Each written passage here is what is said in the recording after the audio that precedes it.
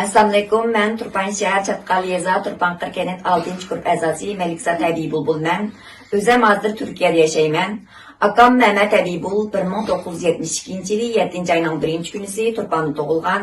Hozirgi turishlik o'rni Turpan shahar Yoshlar yo'li 9-bino 4-eshik 301 nomerlik uy. Bu akamniki kimlik numarasi. Madaniyat seviyesi Ali Texnikum.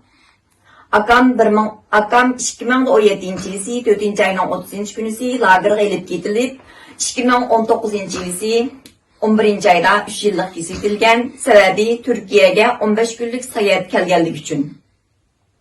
Ikkinchi akam Alim Habibul. O'zi Turpan shahar Shangzan turmusida 20 yilga yaqin xizmat qilib kelyapti. 2018 yili lagerga elib ketilib, 2019 yili 11-oyda 3 yillik kesilgan. Acam Mihray Habibul. 40 yosh. O'zi Turpan shahar idiq saqchixonasiniki 15 yillik davlat saqchisi.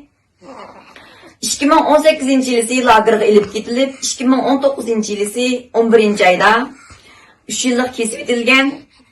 Acam Bahargul Habibul 1983 yili 4-oyning 30-kunisi tug'ilgan. 2009 yili Şinjan Maliye Üniversitesini bitirib, 2010 yildan beri Turpan shahar Temir yo'l telegraf idorasida xizmat qilib kelyapti. Shuning bilan bir vaqtda Turkiya kiyim-kechak, men Turkiyadan salgan kiyim-kechaklarni to'rda qo'shimcha setish ishlari bilan shug'ullanadi. 2017 yili 6-oyniki 10-kunisi lagerga elib ketilib, 2019 yili 11-oyda 5 yillik kesilgan. Sababi Turkiya kiyim-kechaklarini setish, shuning bilan bir vaqtda bankasiga jiq pul kirib ketish sababi bilan.